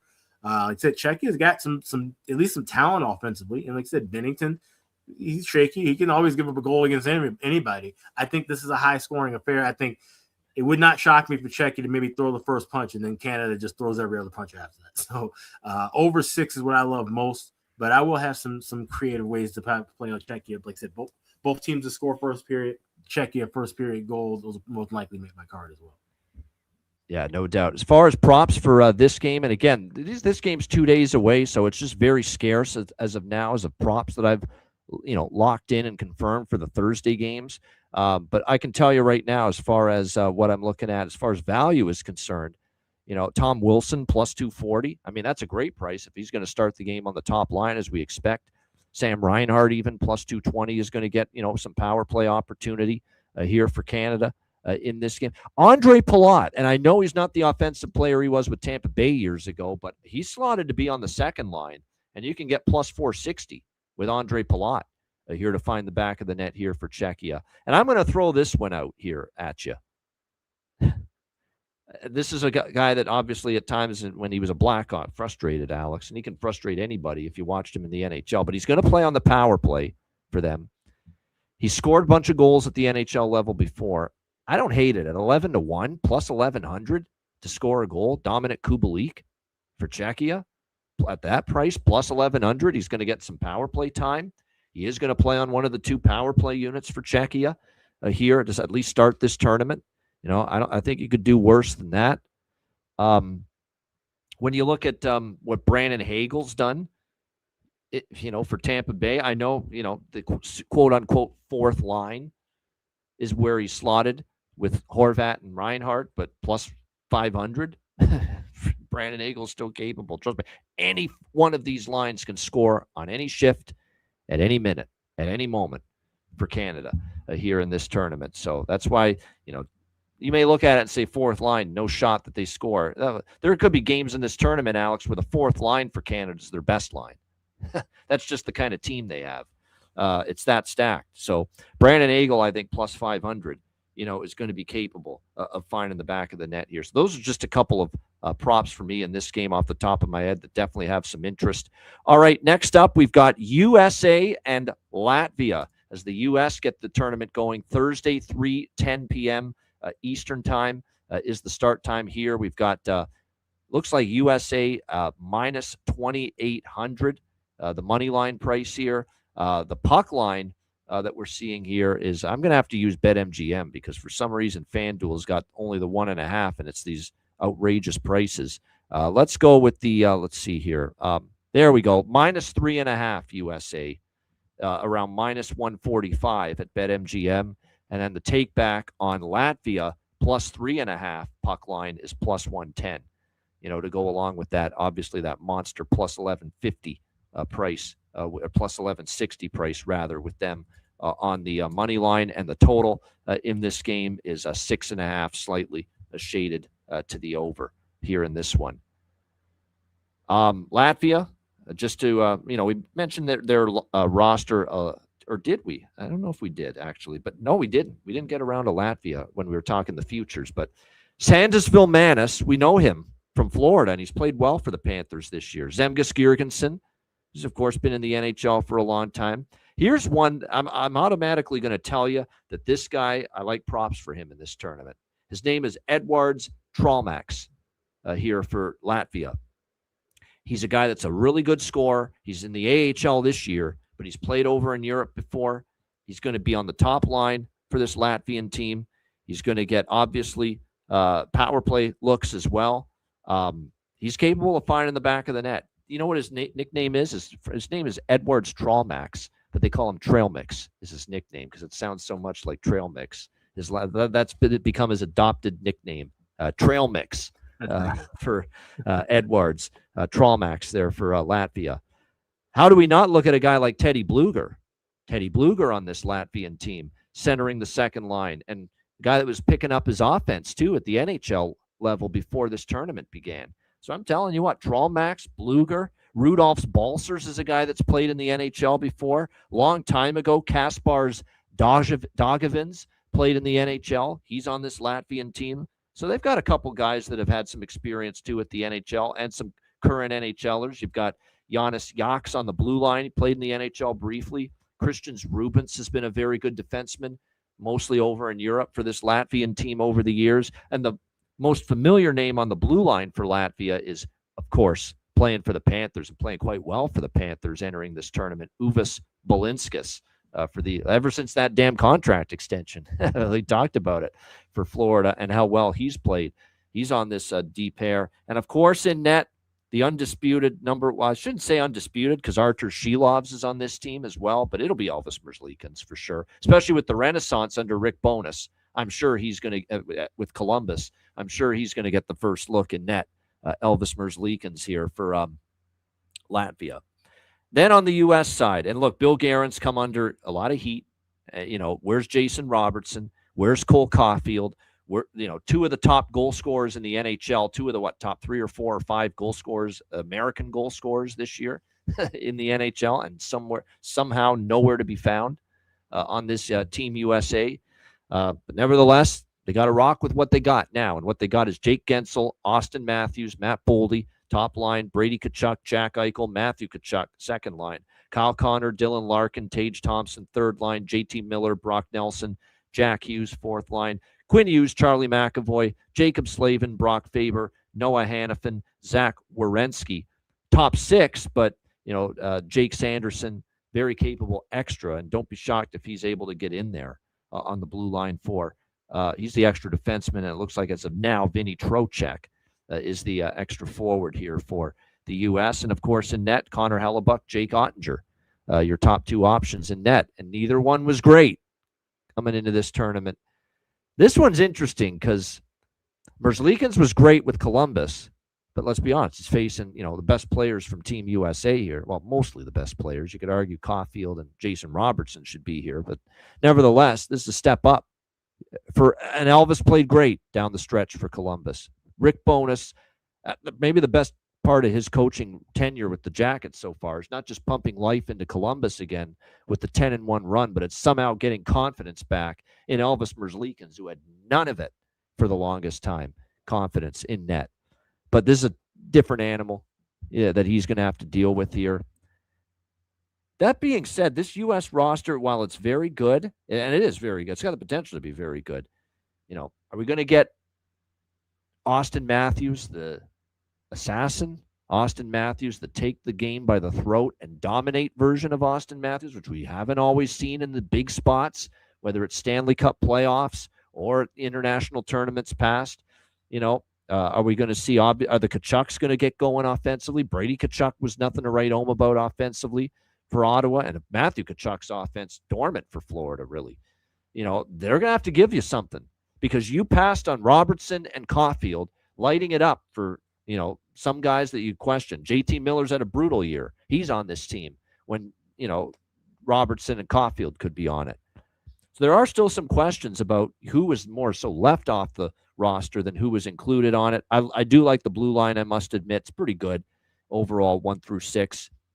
And what a relief that Charlie McAvoy's on it. Latvia really wants to play defense, and that's the way they really want to play tight. That's just the way they play. That's why I'm scared of the over in this game. But if USA gets their way, it could be an up-and-down affair, and it does get high scoring. And you never know, Merzlikins, even though he's been great, this is a different level of shooters he's facing in this tournament. Maybe he blows up, but I'm thinking still Latvia plus 3.5. I'm mildly interested, because they can just, like that anaconda vice around your throat. They can sometimes play that way. You got to hope Merzlikins can sort of continue that, improved form we saw with the Jackets under Rick Bowness. If he can, I could see this being 4-1 states, 4-2 states, where U.S. wins, but Latvia is at least relatively competitive here in this game. I haven't bet it yet. I'm just saying I'm somewhat interested in Latvia plus the goals, if you will, the puck line. There you go. Just say Latvia puck line. We're not used to seeing plus 3.5. Right. You almost take the points, as Alex would say. Yeah, like it looks like a basketball or a football spread. We're taking more than a field goal here with Latvia here in this game. I'm leaning that way at the very least. Plus, again, for the U.S., first game of the tournament, are you going to have all your ducks in a row and your chemistry sorted out right away? That remains to be seen. But that's kind of where I'm leaning right now. In this one is Latvia plus 3.5 a little bit. And it could be one of these deals where maybe we do get an early goal both ways, or at least, 2 goals in the first period, then it slows down a bit. I mean, I don't really love the idea of betting a full game over. Maybe the first period over pregame and, see how it goes after that. But Latvia plus 3.5. I've got it circled, and I'm interested. I'm waiting to see what the final lineup combinations look like, but I'm mildly interested in Latvia to at least keep it within 3. What do you think here, Alex? First game for Team USA against Latvia. You got me? We do. Yep, we got you. Okay. All right. Good. So now I got to give you a slight not so fast, my friend, at Latvia plus 3.5. And here's why. There's a little bit of some bad blood between these two teams spilling over from the NHL. Sandis Vilmanis had that awful forearm shiver on Charlie McAvoy, left his face all battered and bruised. I'm wondering if that maybe kind of carries over a little bit into this matchup, being that's the first game. Now, it's unfortunate. It was Florida-Boston, and Vilmanis was the one that laid that hit on him. Yeah, the chicken wing hit. Now, of course, this is Olympic hockey, so there'll be no fist fighting. Otherwise, guys get thrown out. That's the way that goes. But, like I said, the U.S., I mean, that would be great motivation to just pour it on the Latvia in that spot. And I'm looking at McAvoy. You can get him anytime goal plus 750. That will be on my card. You mentioned Brock Nelson, who's been red hot. I like his game going into this. You can get him plus 240 to score a goal. I would be on that. I also took a little shot with Jake Gensel, not the best price in the world, but at plus 135, I think he finds his way onto the board. So I'm just peppering the board with goal scorers for Team USA. I think they could make this a big boat race. And 3.5, I would not shy away from that. But I think there's more value in getting some of these goal scorers. So Charlie McAvoy, I think he's going to definitely be involved in that. And at plus 750, that's my favorite bet of this game. I like the angle. I totally slipped my mind, honestly, that I forgot. Yeah, Vilmanis and McAvoy right before the tournament started with the Florida-Boston game right before the break for the Olympics. It's not a bad angle to use at all, especially for the McAvoy goal prop. That's going to leave him stirred up to maybe make an impact here in this one against Latvia. Yeah, I mean, as far as the goal prop market here, you mentioned Brock Nelson's going to be on my card. I guarantee that. Brock Nelson's absolutely going to be a goal prop that I look at here for the U.S. Very much interested in that. I would also say that for Team USA, it's plus 460 right now at FanDuel. Quinn Hughes, with his ability to jump in the play, plus 400. That's not bad. Generate offense from the back end for Team USA. Zach Werenski's another one, plus 300. He's not shy. Don't be shy about looking at some of the defensemen here for Team USA. Werenski and Hughes in particular, as far as finding the back of the net for them. And like I said, I don't know if Latvia is going to get shut out here. I could see them chipping in a goal, maybe two here in this game. And if it's going to be a Latvian player, finding the back of the net for them, like I said, look for Edwards trail mix. I'm going to start calling him trail mix now. I know it's Traumax, but that nickname's gold, man. Don't ever change that nickname. That's a good one. Trail mix for Edwards there. Plus 550 for him to score. Plus 700 at MGM. MGM, yeah. So shop around. Like you mentioned that Brock Nelson plus 460 at FanDuel, much better price than 240 at BetMGM. So it's like I said, definitely want to shop around for these props. Let me just see too. Yeah, I do have BetMGM open right now as far as the player props here. Let me see. Yeah, that's a good price there with trail mix here plus 700. What's Teddy Bluger at plus 500 at BetMGM, plus 550 at Bet365? That's a great price, man. That's must bet for me. Teddy Bluger was great going into this tournament as far as form is concerned. Really playing well, really starting to light things up prior to this tournament beginning. And keep in mind, he was doing that for a horrific hockey team, the Vancouver Canucks. So I think the trail mix and Blugers for sure. For Latvia. He's listed at MGM as Theodorus Blugers. Yeah, Theodorus. So, because that's his Latvian birth name. Yeah. Teddy. So they've made some changes. So make that note as well. Not only shop around, but just pay attention and don't be fooled with certain names. Theodorus Blugers is Teddy Bluger. Same guy. Yeah, don't get thrown off by that when you're trying to place this bet. But plus 500 at BetMGM, plus 550 at Bet365. Great prices there. All right, our last game here for our first show. For last of the 6 games on the Wednesday and Thursday slate. This is also the final game Thursday. Denmark and Germany. Here we've got. It looks like Germany currently. Let me just see what. There we go. Let's bring the prices up. All right, we've got Germany minus 245 is what we're looking at here. Pretty much in this game, minus 245 with Germany, plus 200 on the take back with Denmark here in this matchup. So Denmark around that plus 200. This is one where the puck line is a reasonable plus 1.5 at minus 122 for Denmark, and minus 1.5 plus 100 even money for the Germany puck line here in this game. So finally, we got some reasonable, more NHL-like, prices here with the puck line here in this game. And the total sitting at 5.5 shaded to the under and heavily shaded to the under. We're looking at minus 150 shaded to the under here in this Denmark-Germany game. Denmark, we haven't talked Denmark too much yet, but the Denmark roster entering this tournament, Nikolai Ehlers, Lars Eller, bona fide NHLers on their top line right there. After that, there's a bit of a drop-off, but there are some, and Bjorkstrand, Oliver Bjorkstrand too, here on Denmark. After that, bit of a drop-off.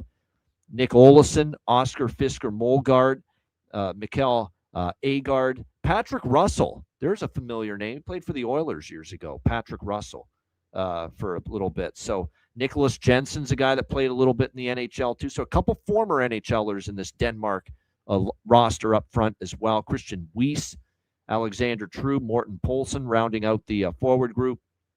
The blue line, nobody currently in the NHL on this blue line. I do recognize a couple names. Oliver Lordson is one.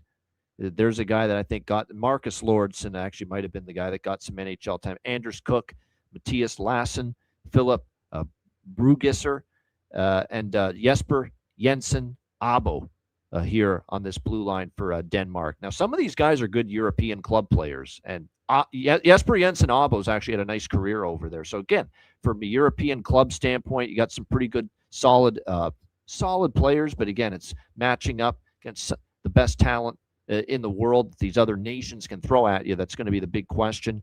It looks like, too, we've got, and obviously we know the starting goalie is, the backup is Frederick Dekow, but the number one, two Fredericks, but the number one goalie that we know is going to start for Denmark is our guy, Freddie Andersen, of course, of the Carolina Hurricanes. And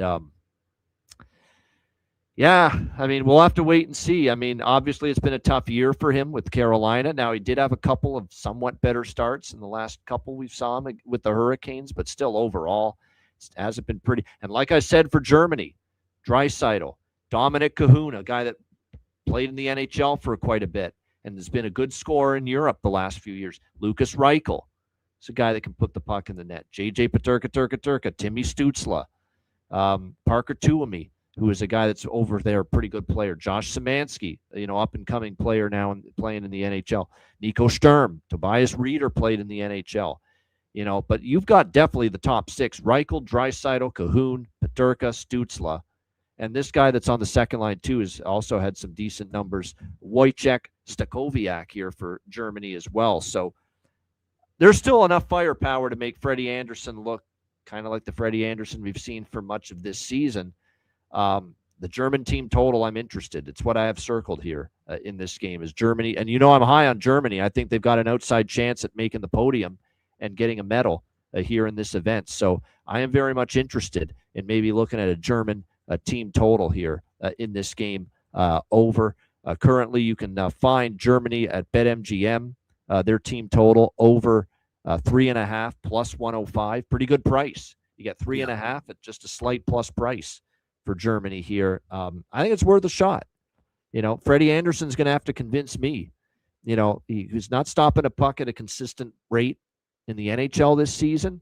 He's pretty much going to have to show me he can do it at a consistent rate here in this men's Olympic hockey tournament as well before I'm ready to trust it. So I'm probably going to end up in some form on Germany team total here, over 3.5 plus 105. Alex, your thoughts? Final game, Denmark, Germany. Yeah, I'm right there with you. I did actually grab a piece of that plus 105 earlier today at MGM. And one guy that I grabbed at FanDuel, he's not available now. They had goal scorers up for a minute, and it's for Denmark. Joachim Blichfeld.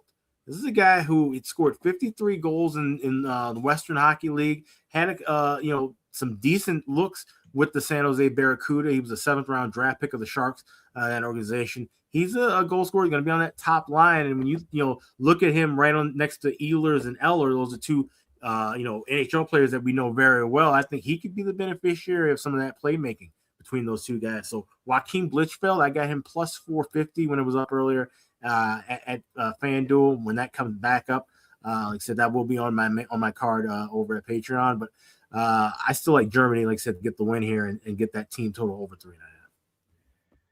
No doubt. And like I said, and the one thing to remember, and you see him, he's up on the top line playing with Draisaitl. And there's a reason for that with Dominic. Dominic Kahun played for 4 different NHL teams, about before the pandemic, most of those NHL years for him.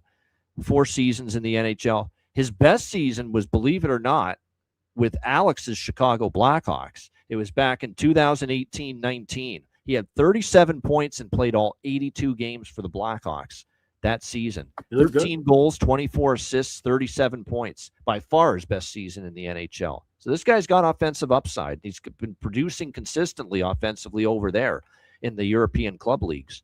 So from that standpoint, Dominic Kahun, that's someone, as you can tell, I like the props for him here in this game as far as finding the back of the net. Dominic Kahun here for Germany. Plus 400, 100%, man. Playing with Draisaitl on the top line and Reichel, and going to be on the power play as well.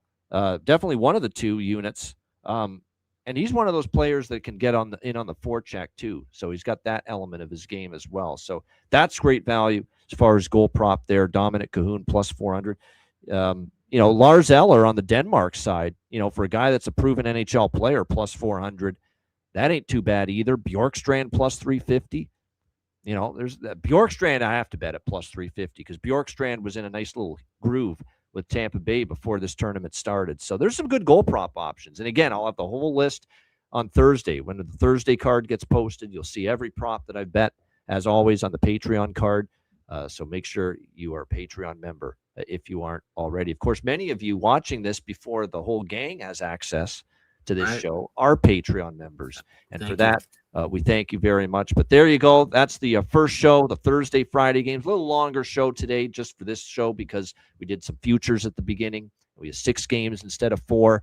The next show we record, which will be Thursday night for Friday's games, it'll be just 4 games and no futures to break down before that. So it'll be a much quicker show coming up on Thursday night. But before we wrap it up, Bargain Bin Special and Best Bets coming up. As always, wizardsportspicks.com. Check out that website. Make sure you get on board daily premium picks, long-term subscriptions available as well. Number 1 NFL ranked capper on the site this season. It was a great NFL season. Number 1 in the NHL, NBA, college basketball still ongoing as well. So check it out, wizardsportspicks.com. And of course, Patreon members, most of you are one already. If you're not, and you're watching this video 6-7 hours after it's been available exclusively to Patreon members, shame on you. What are you waiting for? Get on board. $10 per month. Patreon.com/Ice Guys. Of course, daily card. We've got a sports betting card that we've been posting on the non-Olympic hockey days. But now that the Olympic hockey is starting, we'll be just doing the Olympic hockey card each and every day. Sides, totals, player props, and days with still no Olympic hockey until NHL comes back. We will have some plays from me in the other sports, NBA, college basketball, etc. But primarily the Olympic hockey betting card posted each and every day. Sides, totals, player props, just like you know and love it with the NHL each day on the Patreon page. All the bonus content, goalie charts, totals charts, those will be back in action when the NHL starts. So get on board. Your membership goes a long way to supporting the show and keeping it going long term. $10 per month, patreon.com/Ice Guys. And also check out the Ice Guys store, iceguys.myspreadshop.com. No sales right now, but we do have a lot of great items in the store right now. Caps, mugs, t-shirts, hats, you name it. We've got it. Check it on out right now. That's over the Ice Guys store. That's iceguys.myspreadshop.com. All right, Bargain Bin Special of the night and Best Bets coming up right after we hear from our great Ice Guys sponsors.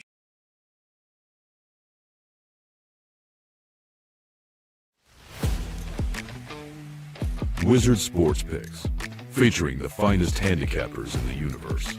Sharp insights, trusted picks, and relentless results. We strive to help you become consistent winners. This is Wizard Sports Picks.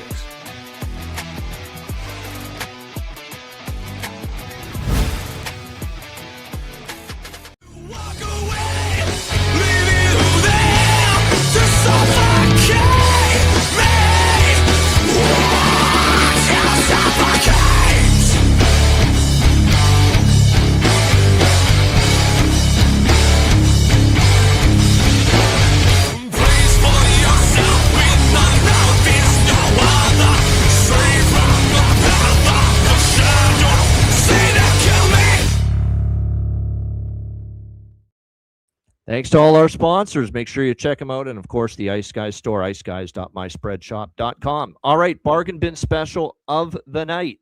Come on. Just because we're talking Olympic hockey and not NHL, you didn't think we were going to not have the Bargain Bin Special of the night segment. Of course we are. And, yes, there's a lot of good options still out there as far as Bargain Bin Special of the night. I'm going to give you one for Wednesday and one for Thursday. That's how I'm going to do it on this edition of the show. One Wednesday Bargain Bin Special of the night and one Thursday Bargain Bin Special of the night. But Alex, we'll start with you. What do you got for Bargain Bin Special? Yeah, I got 2 as well. And so we'll start with that Wednesday game, like Sweden, and I mentioned it earlier. Mika's advantage ad for Sweden, getting the first goal of the game, plus 1,100 was the price that I got earlier today. Something he's done 14 times so far with his NHL club, the New York Rangers. Looking that he can get things started for that first goal for Team Sweden.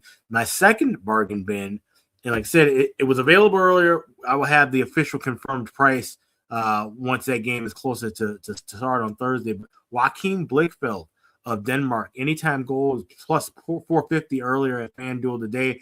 Like I said, this is a guy who's been used to the North American game, has shown some scoring prowess in some lower levels. I think he's going to be that beneficiary of being on that first line there with Ehlers and Eller. So Joachim Blichfeld of Denmark. That's my Thursday bargain bin. Anytime goal scorer plus 450. Good stuff. I like it. Nice selections there. One for Wednesday and one for Thursday for Alex with his bargain bin specials. I've got two as well. And I've got Slovakia, Finland is going to be the game for me on Wednesday for bargain bin special of the night.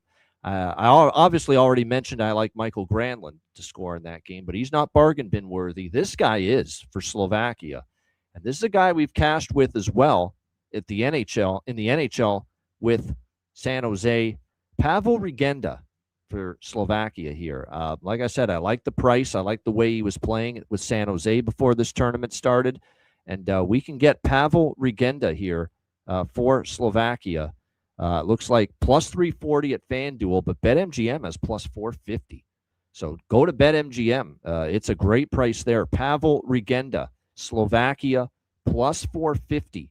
I'm going to go with him for my Wednesday bargain bin special of the night. And it's plus 450 at Bet365 for Pavel Regenda as well for Slovakia. And my Thursday bargain bin special of the night, must have mentioned him like 2 or 3 times when we were talking about that Germany-Denmark game. Dominic Cahoon, Germany, playing with Draisaitl. You kidding me? A guy that's, scored, in the NHL many times in the past, had a great season with the Blackhawks years ago, is still scoring and producing over in Europe the last several years.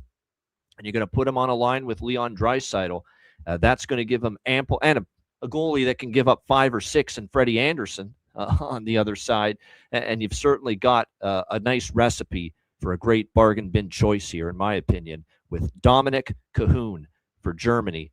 You can get Dominic Cahoon here it's so much more difficult when it's Olympic hockey, not NHL. I can just use BetStamp and be able to say, oh, there's the best price with the goal prop, and I got a million books open right now, trying to make sure I can find the pinpoint the best price available right now. But Dominic Cahoon for Germany.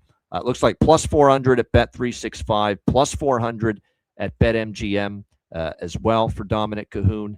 And it looks like at, let me just see here. We'll find it for the FanDuel. I don't know if FanDuel has got the goal props yet. They may not just yet for the Thursday games, but nevertheless, no, they don't. They've pulled some things down. Yeah, they might have. Yeah. There you go. Plus 400 is at Bet365 and BetMGM for Dominic Cahoon. Plus 400 for Germany. So there you go. Pavel Regenda for Slovakia, plus 450, and Dominic Cahoon plus 400 for Germany for my 2 bargain bin specials of the night. All right, best bets. And again, I'll give you a Wednesday and a Thursday best bet. Alex, what do you got for best bet? I got one best bet, and it's Czechia, Canada, over 6 minus $1.20, which is available at BetMGM. Like I said, a lot of places have 6.5, so shop around. That 6 flat 6 and minus $1.20 is still available, though. Like I said, even with the goaltending of Lukas Stostal, I think there's just way too much firepower for Canada. So over 6 with Czechia and Canada, that's my best bet. Good stuff. There you go. Canada, Czechia over. Like shop around. Alex got a 6, but 6.5 with Canada, Czechia. He still likes that. Full game over for Thursday for his best bet. My best bet for Wednesday, we're going to go to that Finland team total. I do like that. The Finland team total over. I think this is a more potent, dynamic offensive team than we've seen, in recent years here at an international tournament. I mean, Finland's got the potential to put the puck in the net. So over 3.5, minus 140. Finland team total over 3.5, minus 140 on Wednesday. My best bet. Thursday, my best bet. I'm also going to go to a team total, and it's the game we talked about last, Germany and Denmark. Zweiten Sie Deutsch. Give me Germany team total over 3.5, plus 105. Again, our old friend Frederik Andersen starting in net for Denmark in that game. We'll take our chances that they're a little top-heavy, Germany, but that top of the lineup is very dangerous, and they could spearhead 4 goals in that game versus Frederik Andersen and Denmark. So Germany team total over 3.5, plus 105 for my Thursday rather. Again, my days mixed up, man. Thursday best bet. Germany team total. So there you go. Finland team total over 3.5, minus 140 for Wednesday. Germany team total over 3.5, plus 105 for Thursday. There you go for my 2 best bets. Great show. Again, we're back Thursday to record it. It'll be posted late Thursday night for Patreon members exclusively. and then it'll be posted several hours after that on the YouTube channel publicly for everybody. So if you want first dibs, if you will, on these Olympic hockey shows, get to Patreon, become a member, patreon.com/Ice Guys, where these shows will be exclusively available to members only for the first several hours.